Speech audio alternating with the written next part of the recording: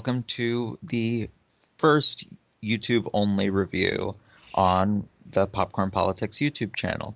Today, Daniel Louis Crumpton and I will be talking about Casino Royale, the first Daniel Craig Bond film. Daniel, thanks for coming to talk about it. And then, as you say my name, sphincters across the world slam shut. Ah, Indeed. indeed. Yeah, dude, I thought it was pretty cool. We were having a conversation. What do you want to do next? We already did like a bunch of other cool stuff not relating to movies, which was kind of neat. And so it's like, what do we want to do now with the movies? And much to your chagrin, I decided not to do a superhero thing anymore. More surprise than chagrin. Yeah, how come?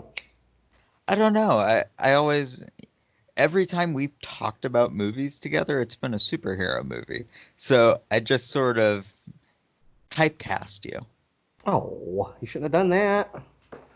Obviously. Obviously. I mean, right now, dude, I mean, even me, I mean, I love the superhero movies and the Marvel movies and everything, not so much the DC movies so much. I mean, they're every now and then they got a good diamond in the rough, but Marvel's killing it right now.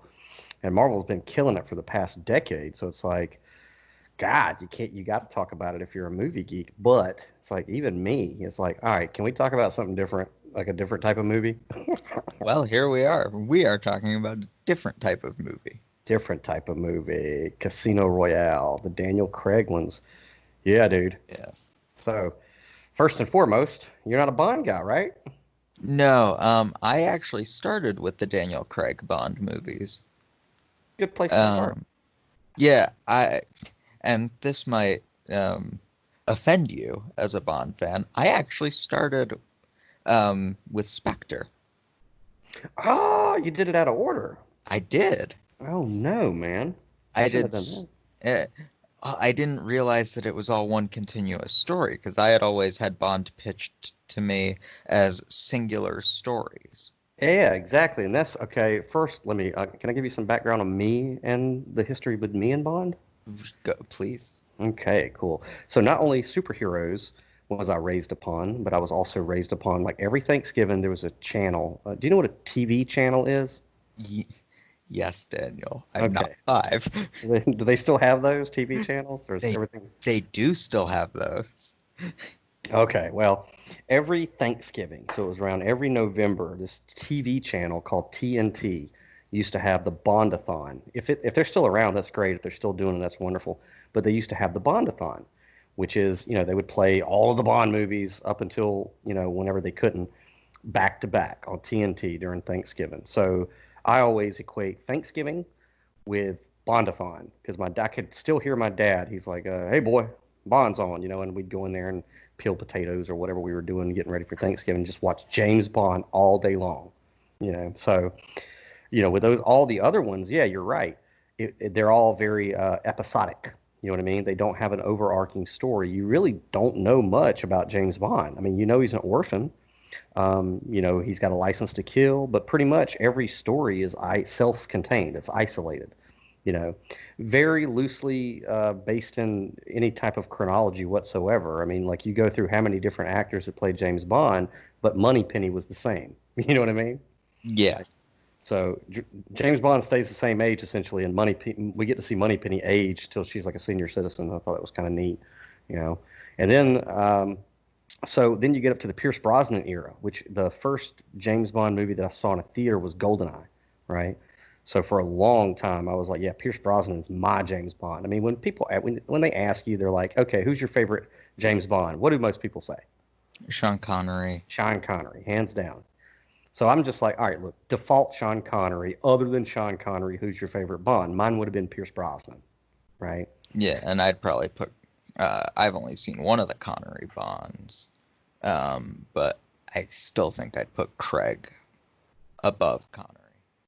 Well, and like I said, Pierce was mine up until up until they brought in Daniel Craig to play Bond, right? So it threw me for a loop when Casino Royale came out because I was so used to an episodic, one movie is self-contained. Maybe it loosely connects to another one, but not so much. You really don't have to watch them in order. It doesn't matter. Right. Bond is Bond is more of a force of nature in those films. He doesn't. You never see him bleed. You never see him really panic. You don't really. He's not really human in those movies. You know what I mean? Right. So whenever they said, "Oh, we're going to reboot 007," I'm like, "Well, no problem, because there's really not that much to reboot. You know, there's no chronology that you have to reboot. You know No. what I mean?" So, all right, let's see what you got. Give me some Bond, because quite honestly, like the last Pierce Brosnan movie started to go the way of Roger Moore, Mm. and I was concerned. You know, like, all right, it's time for a new Bond anyway. So they brought Daniel Craig in, and they're like, we're gonna do a reboot, right? And now you have Casino Royale, which is actually the first novel that Ian Yes. Fleming wrote, right? Yes. All right, you talk for a minute. So I, as somebody who's seen it out of order, I just want to give sort of my look overall. And this is my second time having seen Casino Royale. I watched it over the weekend just before we filmed this. And you, you can definitely see the connective tissue looking back. But um, Casino Royale definitely feels like its own film.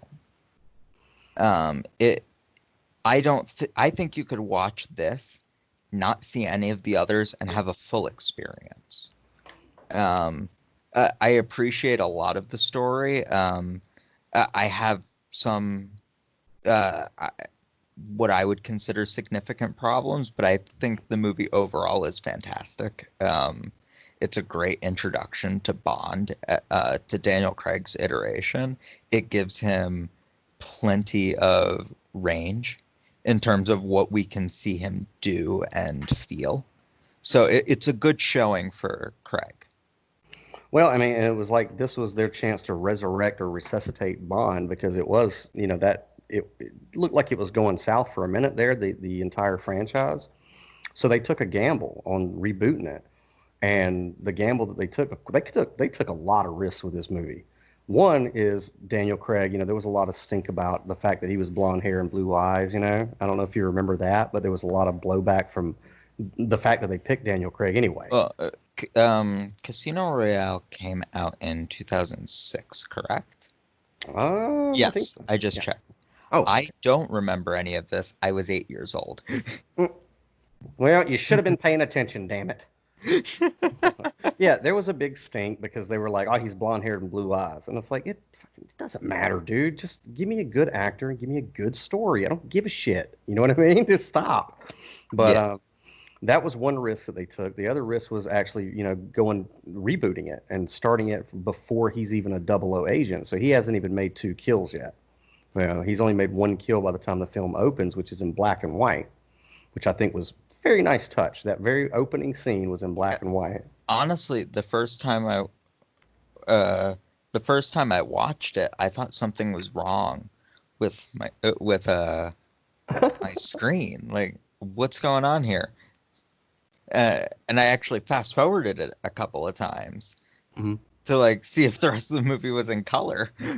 No, I think what it was like a little subliminal message to take the audience back to like the days of the Cold War, which you typically envision in newsreels as in black and white, when Yeah. espionage of this nature became prevalent, like a worldwide espionage network was finally possible during the Cold War. So I think that's why they did the black and white in the beginning, is to No, go, okay, go ahead. it was a very nice touch. It's funny looking back at how confused I was when it happened. It, Right? it it was a nice touch. It was a good choice. Yeah, it was. So they took that risk. They took the risk of taking away all of his toys, no gadgets. You know, the only thing this guy's got is a Walther P99. You know what I mean? And his wits, and Yes. you know his sheer will, really. So that was a risk, because most people, especially me as a kid, dude, the gadgets, that's what James Bond was about. You wanted to watch a Yeah. James Bond movie to see what new gadget he was going to get. But you know, now that we're like in the 21st century, we have all these gadgets. You know, we have all the cool gadgets that James Bond, like back in the 60s and the 70s, had. So it's like they I think they made a wise choice in just taking that away and going, we're not going to make that like the gag. We're not going to make that the hook for the fucking movie. We're going to make the story and the presentation, the hook for the story, because I mean that was a big risk. Another risk was uh, this with Daniel Craig and them doing a reboot. It allowed us something that Bond fans have never been able to do before, which is actually get inside of the character of James Bond, because all of the Daniel Craig movies are, let me put it to you this way. All the other James Bond movies with all the other actors are, like I said, he's just a force of nature. You don't know that much Mhm. about him, nor do you really care, honestly. You Yeah, just it's you not just relevant. it's not relevant to what's going on with the stories. And they made a conscious decision to go, actually, we're going to make all of the Daniel Craig movies a very personal story Hmm. and really flesh out the character of James Bond. Now, in my opinion, as a Bond fan from embryo stage, they didn't contradict the other versions of James Bond with this, but they did kind of like a duck under, the rapid shit from a duck underneath the water. They showed you what was Yeah. going on underneath 007. Yeah, can I just say I really appreciated the choice, um, because even though I started with the Craig Bond films, I did have some I did have some understanding of Bond just from like what's the word I'm looking for? Um, just from existing. Like there are some things you know just from being around people. Even if you've never seen Star Wars, you know Vader is Mhm. Luke's father, just as part of being in our culture. So I knew a little bit about Bond, but I never knew about Bond. I appreciated the choice to make him his own character and Yeah, delve in. And I I, did. I think it succeeds really well here. I did too because it shows you that he's human because you see Daniel Craig's Bond bleed a lot in this Yeah, series. he Uh, struggles. he fights, dude. This dude is going through some deep. I mean, look, it really does address the fact that okay, look, all the other Bond versions were great. He can just shoot somebody and then he can go drink a martini or whatever, and go make love to a beautiful woman. And it's like, oh, it has no psychological effect on Sean Connery, George Lazenby, Timothy Moore, Pierce Brosnan, etc. But with Daniel Craig's Bond, you do get to see that force of nature Bond, but then you get to see like behind closed doors in a lot of areas in this series where he's fucked up. You know what I mean? This Yeah. job is fucking him up. Uh, Yeah. and he hides it well or he copes or integrates it well, but he's a human being at the end of the day. He may to the outside world take a lot of hits and then go drink a martini, but he breaks down sometimes. And I thought that was really, really cool because it's realistic, you know. Yeah. It's more it's more attainable, as an icon to see him go through those types of struggles. So that was a huge risk that they took, which I thought was commendable. Um, Another risk is the entire second act as a poker game, you know. Yeah. So, can I actually speak to that for a second? Um, Again, I didn't have many expectations going in, so I both appreciated and kind of questioned this second act on both viewings. I still don't know how I feel about it. On one hand, I totally understand what they were going for and think in a lot of ways they succeeded. But I also think it kind of stalls the movie a bit. Well, and maybe from your perspective coming in with Daniel Craig, maybe, but for somebody like me or longtime Bond fans, the reason that we hail Casino Royale so much is because the other movies, all excellent, or most excellent, um, they were all very, very strict to formula. Okay. Hmm. If you go back and you watch a Sean Connery James Bond movie, it's pretty much the same beat as a Pierce Brosnan James Bond movie, beat for beat. With this, like the risk of taking the entire second act as a poker game and making it more psychological than action oriented was a nice anaphylactic shock to our expectations. We were not expecting that. I remember sitting in the theater when it came out, and I was like, "This is brilliant." You know what I mean? Because it's not what I expected at all. But No, it's Go ahead. no, you're right. I would rather have this type of second act than an action-driven, adrenaline-pumping second act. Yeah. This makes more sense for what they were going for, and that's why I prefaced my criticism with I think they largely succeeded with what they were intending. Hmm. It, Yeah.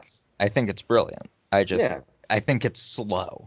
And I think like the biggest risk that I think they took is like putting all that into Casino Royale with the intention of making a series that were all interconnected, and you did have to watch them back to back to understand what was happening. That had never been done in Bond before, ever.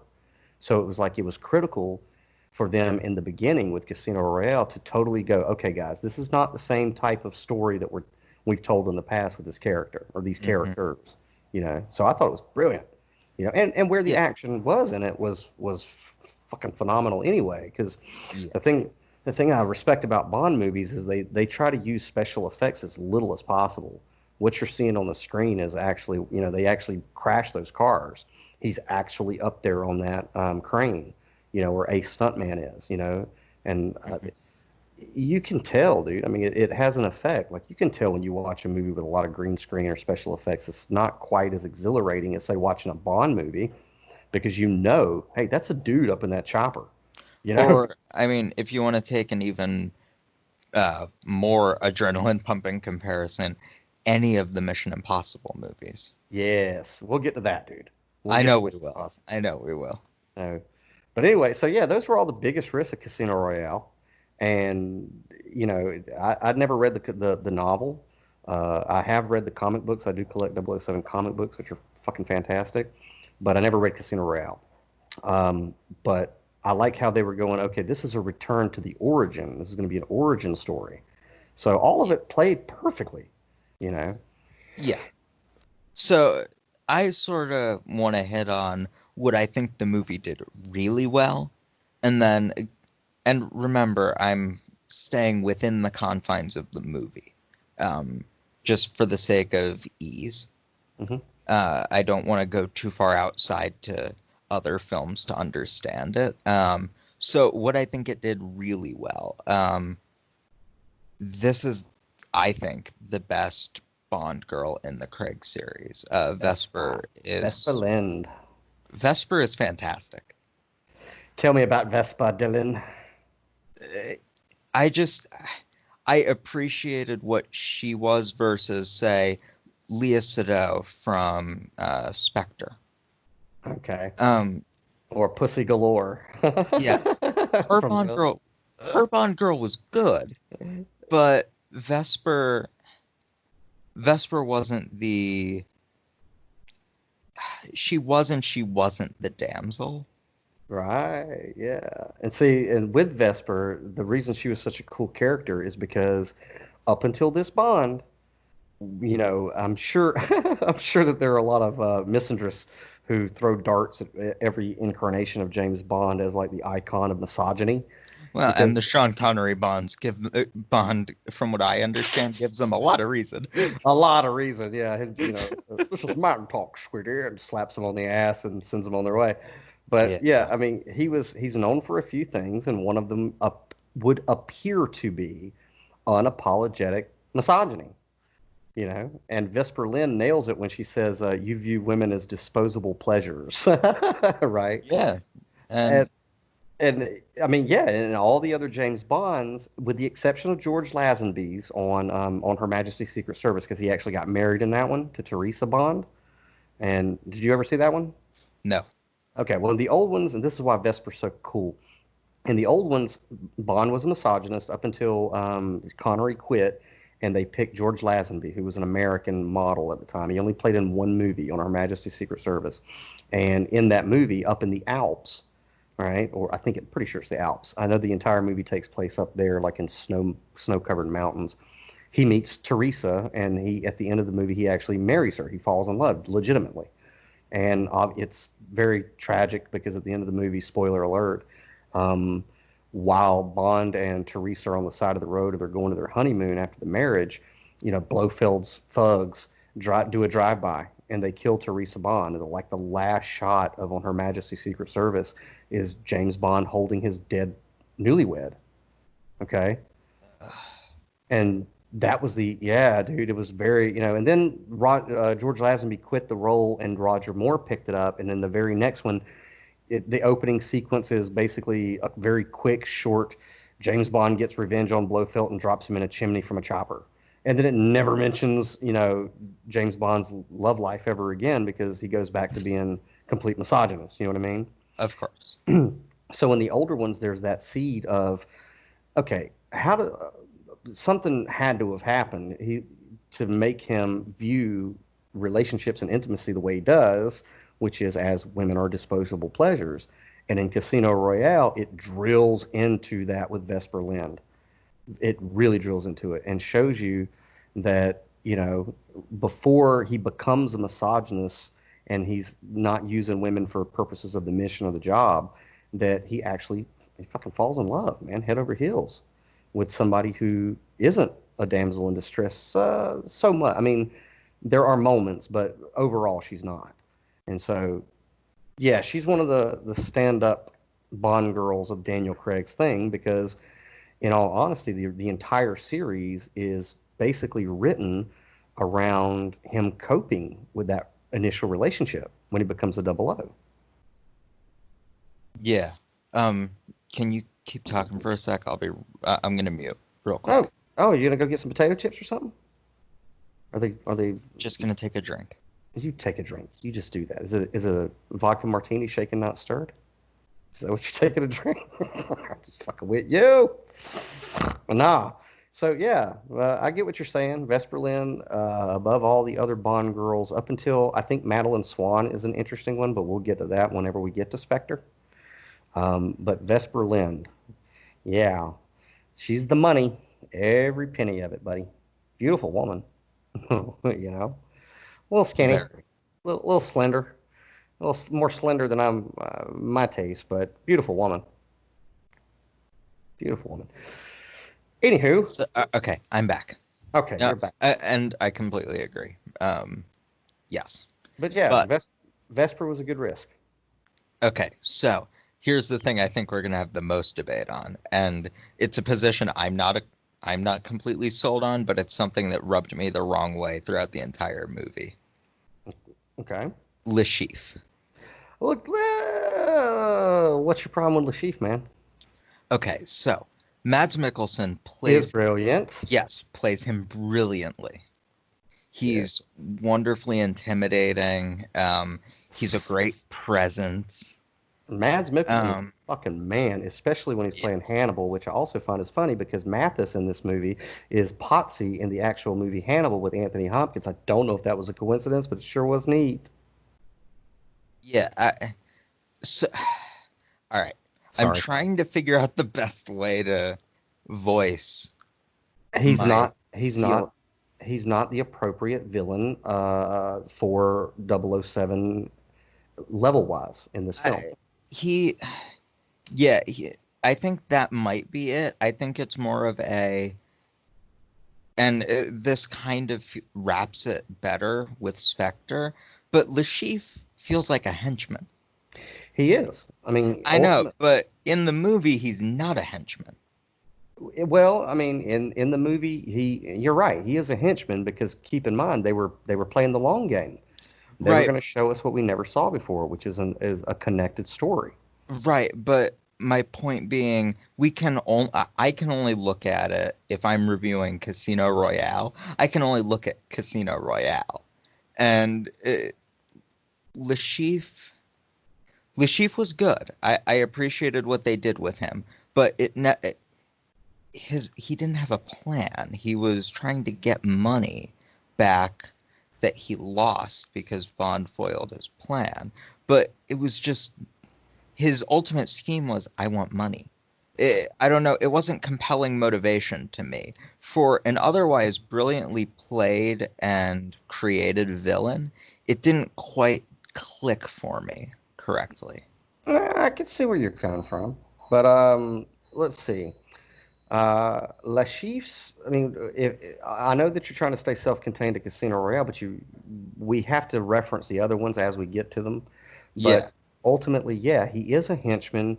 He's a small cog in a bigger machine that we as the audience are going to follow Bond through the next movies, discovering, which is ultimately Spectre, Well, which we'll get to. but can I make I can make a comparison here.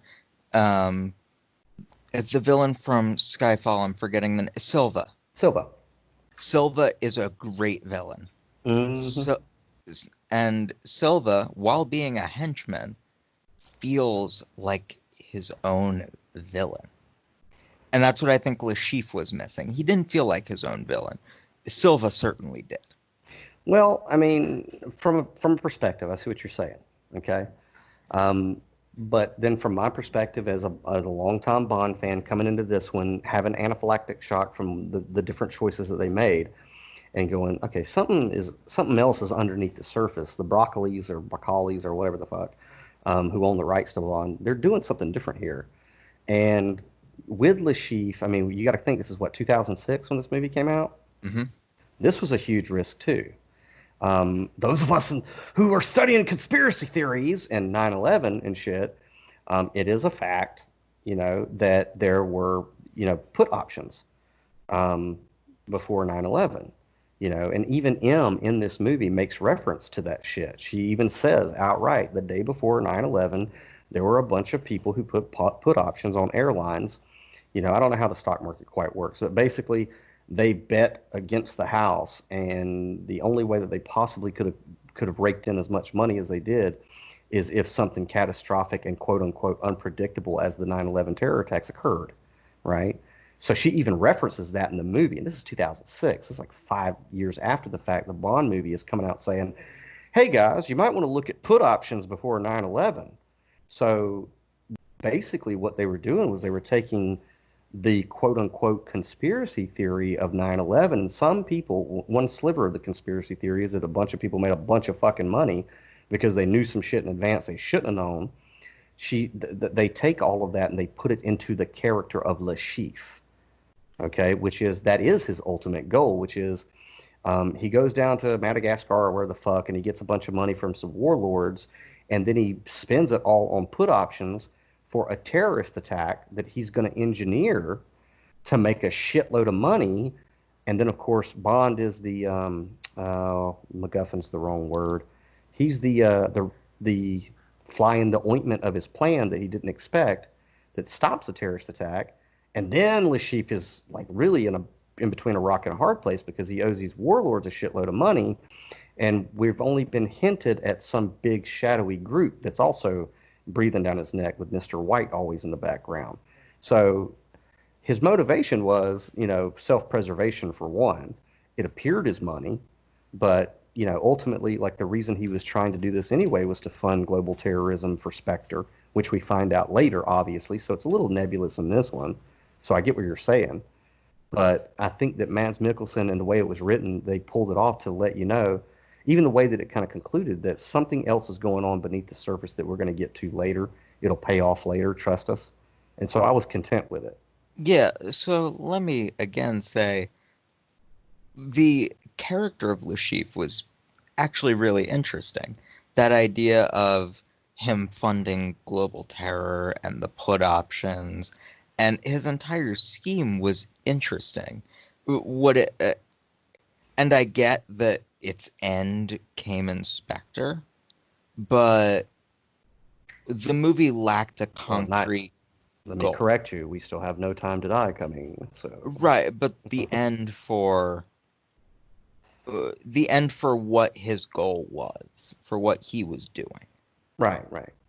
I mean, yeah, but again, we have that risk because this is a more psychological based movie than action based movie, and in this one, it's focusing on the wits of Bond because, there's a lot of things I want to actually back up in a minute and go back to the opening credits of the fucking movie, but so we're going all over the place, but I think that in this initiatory thing, you hear M reference Bond as basically being a blunt instrument, and most people perceive Bond as basically he's just a trigger. He's a trigger. You point him in a direction, and he goes and he kills people and chews bubble gum, and he doesn't have bubble gum, and he fucks shit up, right? Hmm. That's the outer perception of him by MI6 and this network of people. But in all actuality, if you pay attention to Casino Royale, it actually shows you that he wears that as a costume and allows people to believe that about him, but he's highly intelligent. Highly intelligent. For example, he can hack MI6's database and figure out what M's real name is, right? He can break into her apartment. He can, he makes calculated decisions that at first seem like chaos, like killing the bomb maker at the embassy in the beginning. And it looks like, what the fuck is he doing? He just got his double O license and he kills a guy in the embassy, but it's actually very well thought out. Like Bond has calculated how to do this on an intellectual level. So there's instances of that. There's instances of whenever he tracks what's his face, Demetrius, and he goes into the hotel security room and synchronizes. You got to keep in mind this is 2006 and nobody had smartphones and shit. So he's using his intellect to synchronize the timing of the security videos with the timing of certain text messages that so and so and so and so got that basically let him pinpoint who the fuck he's looking for. These are all signs of a high intelligence quota, not a blunt fucking instrument. You know what I mean? So it's showing you that not only is he physically capable to do the job of an assassin essentially, but he is highly, highly intelligent. And so for that kind of an introduction into Bond, you'd want to have some type of an intellectual equal as a villain rather than a physical. No, yeah, and I no, and I appreciate that choice. I think it was I thought it was well thought out. Yeah, I mean, and it does it like it takes a few viewings, and I think it takes viewings of the rest of the movie to kind of really appreciate everything that's in Casino Royale. Because I just rewatched it. I think I watched it twice in the past couple of days before we did this, and I'm like, wow, they really did like think way ahead with the Daniel Craig movies and put a lot of little seeds in this one that you don't see come to fruition until at least Spectre, and we're going to see in November with No Time to Die. You know what I mean? So I thought, in retrospect, maybe not at the time, because I remember sitting in the theater going, "This Bond guy, I don't think that like in a bare knuckle fist fight he could beat Bond up." You know what I mean? Like, No, but at a and poker I mean table, we see that. We yeah. see that. But at a poker table, where the tension really is in the second act, Lashif is like, and Mads Mikkelsen plays it like a fucking boss. Lashif is a perfect villain in that second act. No, he is. And from the poker table, he's fantastic. Oh Right? yeah, From the poker table, that's quintessential Mads Mikkelsen. He is all presence. yeah. And all right, so we kind of went over the part. Can we rewind and go back to the very beginning of the like? I got some critique. Oh, all Yeah, right. I got me Let's go some notes. back. All right. Some notes. One, I mean, for one thing, and I don't. How much time do we have? Got about 25 25 minutes. minutes. Okay, so we're not getting into the occult tonight, which I really want to bake your noodle because most people don't realize that this is probably the most occult series of movies you can actually watch. Did you know Yeah. that? Um, no, but considering it's British intelligence and all about the seedy criminal underworld, and Oh, I, yeah. I mean, I'm not shocked. I mean, we'll probably go ahead and do this one as just we're just two humans reviewing a movie, and then I'll get into the weird shit like tomorrow with you. Honestly, if you don't mind, that's probably how we should do all of these because, not that I don't want to do the occult stuff as well, but the movie stuff is easier to sort of break apart, Oh and yeah, yeah, and I we're gonna can, I mean, I can upload this onto the Popcorn Politics YouTube channel easily. yeah Uh, we need to keep them separated, and that's yeah, fine because Muggles don't need to know what the fuck is going on behind the curtain, Dylan. yeah, The iconic things of every single Bond movie is the opening sequence and the opening song. Okay, hmm and with this one, I mean, typically it's beautiful women or silhouettes of beautiful women and guns, women and guns, my friend, and maybe a martini glass over there, but floating around to a cool song. But a lot of people like to watch the intros to the Bond movies because they're really well done. You know, very well done. And yes, uh, and this one, and what I also like about Bond movies, which is actually kind of how I guess this is where I get my writing from, is because I kind of mimic it in a way. I loved how the Bond movies always have like a 10-minute action intro. Okay, it just opens up the movie. There's no credits, there's no jack shit, there's no, you see the Columbia goddess holding up her torch, and then it's right into the to action of some sort. And then after 10 minutes of seeing Bond do some really fucking awesome shit, then it breaks into the intro titles and then the rest of the movie. And I always thought that was just so brilliant, that little bitty touch, because most movies, especially coming out of the 60s, 70s, and 80s and stuff, they start off with credits. You know what I mean? Mm-hmm. But the Bond movies didn't do that. And they always made it like it's always a big deal. Who's going to be singing the title song? Who's going to be singing the title song? Oh, it's going to Yes. be this person, this person. And Yeah, typically, I remember that for Spectre. oh yeah, and if you take like you do a Spotify and just do all of the James Bond title songs, they're all brilliant. You know what I mean? And they're all eclectic, which is what I think is awesome. Because on one Bond movie, you'll have like a smooth jazz type of intro, and then the next one's like hard metal. You know what I mean? Uh, Hmm. I think little things like that are nice touches. But the idea of, well, you're going to do a reboot, you got Daniel Craig. Um, Picking Chris Cornell to do this song with "You Know My Name" was, I thought that, dude, I was because I'll geek out at a movie I like at the theater. I don't give a shit. I act like a 6-year-old. It's Star Trek movies and Hannibal movies and James Bond movies. I'm the geek that's over there just geeking out. I don't care. But when this one came out, I remember when Chris Cornell starts crooning that shit, and it's like the song fits perfect with the attitude of Bond. It's like, bitch, you know my name, because Bond's catchphrase is a Bond, James Bond. He says his name. And Chris Cornell, I don't know if he wrote the lyrics to it or not. He fucking sings it like he did. But he's like, no, here's what we're going to do. We're going to do this brand new Bond, brand new reboot with, bitch, you know who I am. My name speaks for itself. I ain't got to tell you who I am. You know what I mean? And that's kind of the vibe of that song in the beginning. You Yeah. know what I mean? Yeah, I'll admit, um, the opening theme didn't do much for me in either direction. Um, it to me at least wasn't all that memorable, but Oh, that's because you're a butthole. It was awesome, dude. It's an awesome song. You know my name. When you take a life. Yeah, dude. Sorry. So you didn't dig it. Okay, great. I I mean, did. I didn't dislike it. It took me a minute to warm up to it. So, Yeah, it existed. but it's certainly in my playlist now because I'll sing that song every day. Because The Spectre song is in my playlist. I'll get to that when we get to Spectre. Because I just got. I'm sorry. What's that guy's name that did that song? Sam whatever. Smith, yeah. Sam Smith. Fuck Sam Smith. You know why? Not that it's not a good song, because it's a great song. So basically, we have. Never mind. I was going to make a joke. I'm not going to make that joke because it would be highly inappropriate, and it even offended me that it's in my skull. So never mind. But I'm.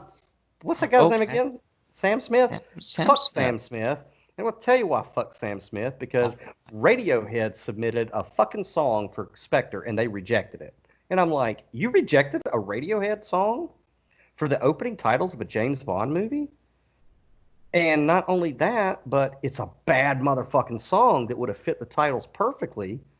And I'm like, I can't believe they picked the Sam Smith song. Writings on the wall. I mean, if you get what the fuck's going on in the story, you understand why they did it. But still, you picked this guy over Radiohead doing an intro. Fuck that guy. Fuck that dude. That song, noise. Fuck that noise. You know what I mean? No, no, that song's great. All right. All right. I know it's a good song. It is a good song. I'm just a little biased towards You're a Radiohead. little, you're a little butthurt. I'm a little butthurt. I'm a little sensitive about it. I got a pacifier. I'm working on it. Sam Smith All might right, be an all good, right guy. So, good. anywho, Casino Royale, damn Casino Royale. Got it. Back it. on So track.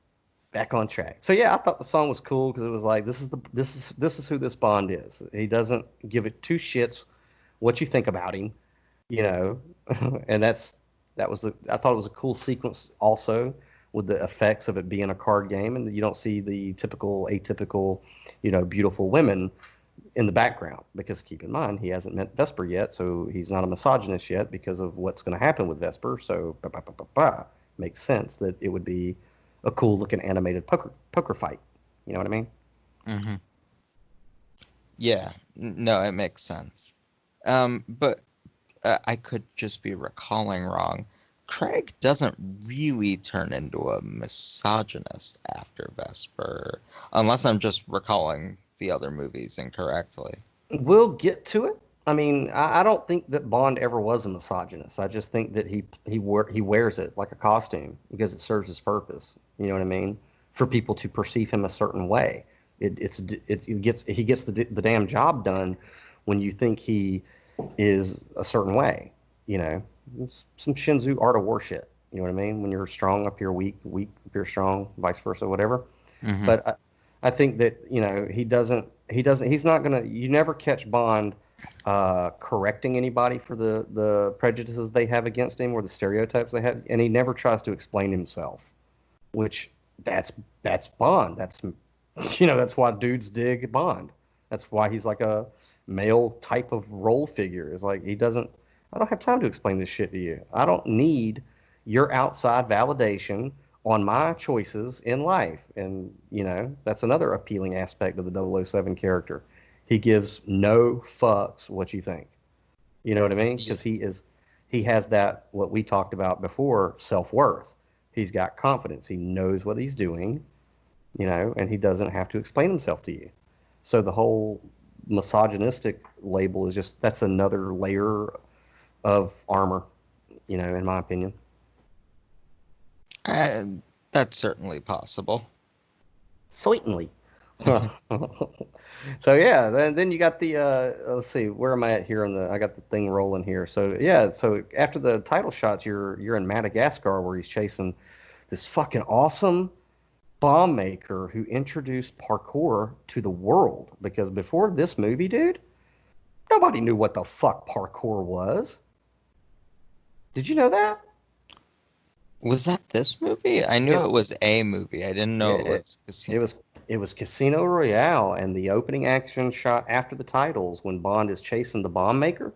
That guy was like the world champion parkour dude or whatever, and the shit that you see him doing, bouncing from wall to wall and up the cranes, he's doing that. Like he's actually doing that. It's not a stunt man. And that also, like we were talking about earlier, knowing that he's physically actually doing that, and what you're seeing on the camera is little to no green screen or special effects, makes Bond movies that much more exciting because when he almost slips and busts his head open, you're like, or when Bond busts through a wall and the stuntman's actually doing that, and it's not like foam, you know what I mean? It adds something to the movie. It adds you get more excited because you're watching real shit. For the most part. So yeah, but that opening sequence, like the world had never really known parkour on a wide scale until Casino Royale came out, and now it's in every video game and every movie you can imagine. Like Yeah, it is. Assassin's Creed is completely built upon this opening shot with Bond chasing that fucking bomb maker. Hold on. I need to check the dates on Assassin's Creed because I feel like an Assassin's Creed video game came out before 2006. You'd go ahead and use that magic internet button. What's the internet say? Well, the first game came out in 2007, so I Ah, imagine it was in development in 2006. well, there you go. But so it would have been in development about the same time, Okay, about well, the same time this movie was released, right? in 2006. Okay, so what are So you trying to say? What are you trying to say, Dylan? What I'm are you trying to say? saying because I also just looked up parkour and at least the Wikipedia page Uh-huh. does not mention Casino Royale.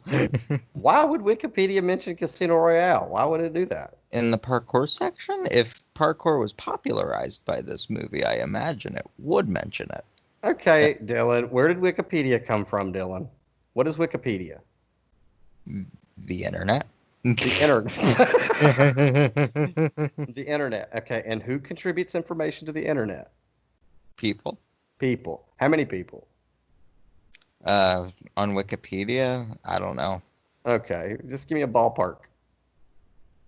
1,002. Okay.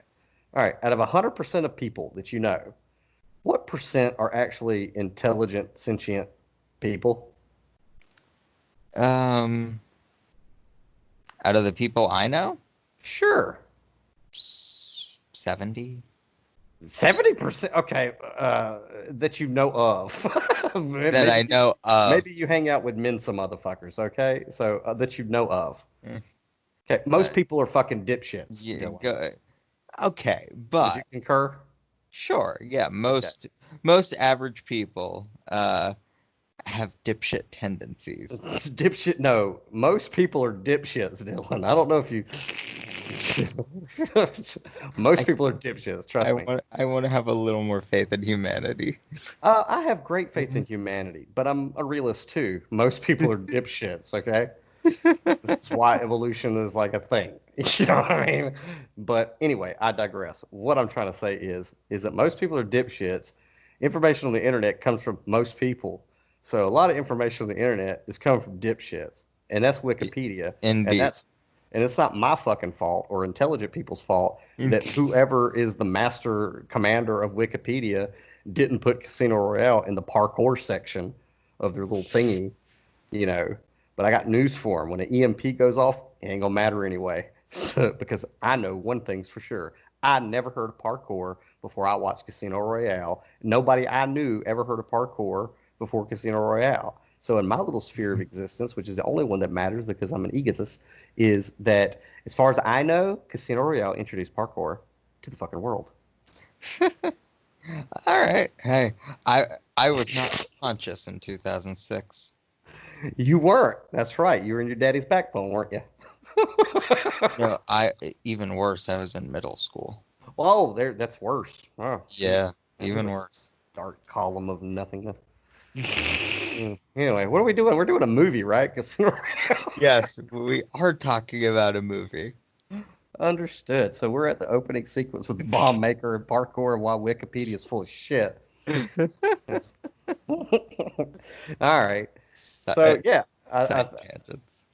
tangents. See, that's what I live for, side tangents, Gotta love them. little side quests. So yeah, that shot was awesome. You get to see Bond, Yes. chasing the dude, busting through shit, That and then first scene looked as good as anything in an action movie today. yeah, it was really good. And you know how it kind of concluded, which is it's a race to get to the embassy because the rules of this game are if I'm on the embassy soil, you can't touch me, right? And it's like, ah, shit, he got there, and Bond's like, You, fuck, you know what I mean? you didn't know who you were playing this game with. Right, like 007, he's like, he ejects the. Did he eject the magazine from the Walther? No, he Uh, did. He did. yeah. He ejected. I think he had like a Magnum or something. He ejected the magazine whenever they caught him. He's got the bomb maker in his hands. He ejects it, and you're like, crap. 007 is like fucking up his first mission, and then just without even you can't even blink before he pulls that damn Walther out, pops the bomb maker in the head. I mean, not even a double tap. I don't think. I think it was just a single tap because he was just that fucking confident. This dude's dead and then shoots the explosives or whatever to make his great escape. It's like, what the fuck? Bond gives no fucks. Okay, no Yeah. fucks. No, he doesn't. And MI6 is all fucked up about it because they're like, what is he doing? He's we give him a license to kill and he goes ape shit. But We gave him a license to kill and he killed and someone? he fucking killed people, but he killed people like on the wrong side of the chessboard, in an embassy Yeah. or whatever. And so there's that. That's when the perception begins, maybe a little bit with M, and the rest of MI6 is that basically he's a grunt. He's an assassin. He can't really think too far ahead or calculate based off of that action of just what looks like sheer violence, just for the sake of violence, right? And what we actually find out is that no, it's very well calculated. He didn't need the guy. He needed the information in the guy's cell phone. So let's get rid of the dead weight. This guy's one less bomb maker in the world. Don't need to question him, even though M thought that he might, but I just need what's in the cell phone. That's all I need. Path of least resistance is what Bond is thinking, right? Or Mhm. am I crazy? No, no, it is a calculated risk. he was being very strategic, and it definitely did not come across that way at first. He was playing physical poker, which is Yes, a he setup. was. Yeah, he's playing physical poker, you know, Yes, he uh, was. in that opening sequence. And I thought it was fucking brilliant. No, I did as well. And so then that leads into where do we go to? What scene happens next? Let me skim forward a little here with my little magic scrubber. And I love the fact that the text was just ellipsis because that's one of my favorite words, ellipsis. All right. So after the bomb maker, like it goes to Lashif on the boat where we start to see his master plan, and we see like, for one thing, I thought it was cool. Lashif's got like the one eye. You know what I mean? Like two Yes. different colored eyes. So you got one that bleeds tears, Jesus Christ, I fucked that up. He cries blood. Yeah. All right, He crack bleeds tears. crack a joke, Dylan. Go ahead. I deserve that one. He bleeds He tears. does. He bleeds tears. He He does every. bleeds tears. He's a very dyslexic man. Lashif. I So love to say Lashif. Lashif is it, such a wonderful word because it doesn't look that way when you look at the letters. It looks like Lascifery, but it's actually Lashif. It's like the so only his body's opportunity. 100% water. He's bleeding tears. I guess salt water. I don't know. He's Damn. just yeah. It's Hannibal, He, dude. What he, you want? he, he doesn't have a dehydration problem, I guess. I don't think so. I think he's pretty all right in that department. Le Chiffre. I like to say Le Chiffre because it's the only way that I would ever learn French. Is that French? I don't know. I I just think like it's French. I just like to say La Chiffre, who's played by Mads Mikkelsen, and who the fuck knows what ethnicity Mads Mikkelsen is? I can't place that dude's accent for shit. I don't know if he's Russian or Yugoslavian or if that's the same thing or where They're is the not the same thing. what the fuck is Mads Mikkelsen, man? Like a lost Hold on. European. Wikipedia will tell me. We've already been over this, Dylan, with Wikipedia. Oh, he's Danish. He's Danish. That's what Yeah, Danish people sound like. I guess so. All right, Mads Mikkelsen. Got a lot of food themes going on around Mads Mikkelsen. Cannibal, Danish. No. I don't know. Bad Daniel. I got nothing. Anyway, Bad. so I just thought it was a cool, a cool little villainous introduction because he even says because we're accustomed to James Bond villains having like like Jaws. Do you remember Jaws or no? Uh-uh. All right, well there was a villain named Jaws who had like metal teeth, and then there was a guy named Odd Job who had like a hat with razor blades in it, and if you threw it, like it'd cut you in half, like that Hmm. dude from Mortal Kombat. So we were accustomed to villains having like some weird shit going on, physically or whatever. Right. And Lashif is just he's an accountant. He's an accountant that can play poker. And that scene on the boat where he starts crying blood, and he makes a remark to the guy he's playing poker with. He says, it's something in my glands. It's nothing sinister. And even as he says, it's nothing sinister, it's like, you said that real sinister like, Mads. You know? Okay, well, to be fair, that accent just makes you think he's sinister. Yeah, Mads Mikkelsen is ever I going to get. love the Danes, but they have a very sinister accent. Mads Mikkelsen is a sinister looking motherfucker. I He mean, is. He has supervillain written all over him. he really, really does. I mean, and we'll get to Hannibal one day whenever when you binge watch the whole thing. But he played that part like he was made for that fucking part, dude. Psh, fucking made for Hannibal, absolutely. But as Lashif, this was our first exposure to him, and I thought he did that whole crying blood and blotting it, and you get a little bit of a plot reveal, you know, and then it's off to Bond breaking into M's thing, and I think that's probably a good place for us to put a dog mark or an ear mark or a bunny mark or a bunny ear or an elephant ear or an elephant nose or whatever right there, a Let's dog put ear. something on it. Let's take something. I got a receipt from Lowe's. Oh, we can use that. That'll Use work. that, and we'll put it right there in Oh, where we get to Bond meeting M, or because there's a lot I want to say about M, especially when we get to the occult part of 007, because the M character is very critical. Yeah, oh, so yeah. No, that so works. so you want me to tell you a bedtime story for tuck you in, Dylan, I'm before we gotta go? almost. I don't know if I should be scared or curious. I'm both. Go ahead. Huh, I got nothing. I Oh, was damn I it. was Let's I set was up so, a punchline. I was so curious. Go ahead. No, what's I would probably tell some fucked up bedtime stories to some you kids. would. You You would. think? Yeah, you would. You would tell something horrible. You would tell the story of Hannibal. I probably would, actually. I, now that I think about it, I could see, yeah, me telling a bedtime story to like a little girl. About Like, Hannibal. once upon a time, there was a psychiatrist that ate other fucked up people. Daddy, tell me more. Yes, Mm, baby doll, I certainly will. Let's that talk kid about. would definitely grow up with issues. Oh, yeah, I'm going to be a great dad. Ugh, it's a scary thought, Daniel. I am Dylan. Dylan, Yeah. I'm, I'm going to be a great dad, Dylan. I don't know if you're trying to tell me or tell yourself. I'm I will be a excellent father with a very unique and uh, eccentric offspring. Uh, Eccentric is a good word for most of the things surrounding you. I know, right? It's a pretty good pool. It's a pretty good pool to swim in.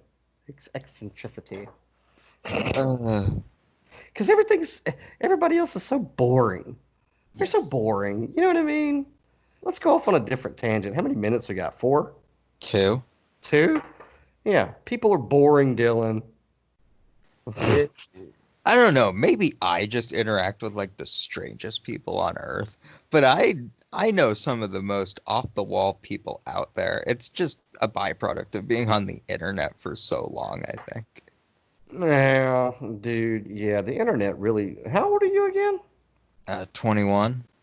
Oh, it's just like very difficult for you to even imagine the world before the internet. Yeah, I grew up like right before the internet. Uh, I had okay, I downloaded Skype in 2007 or 2009. I think it was 2007 that I Mhm. got Skype. So, just putting that in perspective, I've been on Skype for 11 years. Jesus Christ, you just dated the fuck out of me. And what's funny is that we're doing this Bond thing. And dude, I remember, and we hadn't gotten to, we're not really doing the review right now. We're just doing like extra shit because we're cool like that and we can do that and we don't really have to go by any kind of a script because fuck those guys. But I Indeed. remember, yeah, I remember when Quantum of Solace came out. Have you gotten to that yet? No, Ah, that's the only one I have left. okay. Well, you really fucked up the order. But anyway, in I Quantum of know I did. Solace, use your magic, your quick magic skills on the internet real quick and look up when Quantum of Solace came out. I could do it, but that's what you're here for, internet man. Quantum of Solace came out in 2008. 2008. Really? Yes, I was in fifth grade. You were in fifth grade. So when Quantum of Solace came out, there's a scene where they walk into the MI6 headquarters or whatever, and they have a table, like a black glass table, and they start using it as a touchpad to move icons around just at the touch of your finger. And I remember I was with my brother Ace when we saw it. I looked at her and said, "Get the fuck out of here. We'll never have that shit." You know what I mean? But now it's like, that's everything. And that was in 2008. So the jump in what technology they've given to us since this movie, but dude, I remember before the internet has, Dylan, the internet has changed consciousness.